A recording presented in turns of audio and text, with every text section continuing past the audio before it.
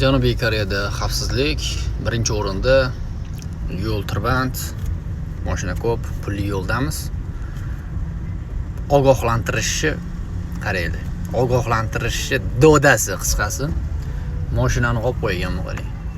O'ng qo'ldagi yo'l yopiq deb kres qo'yib qo'yibdi qarang. Mashinada o'zi 1 kilometr, 2 kilometr oldindan ogohlantirishni boshlagan. 3 ta yo'l bo'ladigan bo'lsa, qatnov yo'li bittasi ishlamayapti degan ma'noda 2 kilometrdan o'zi ogohlantirishni boshlagan.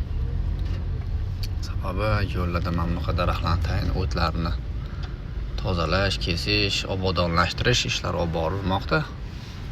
Shu boisdan ham mana shunaqangi tirband holati kuzatilmoqda.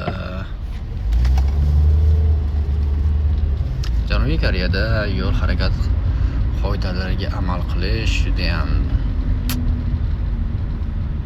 zo'r.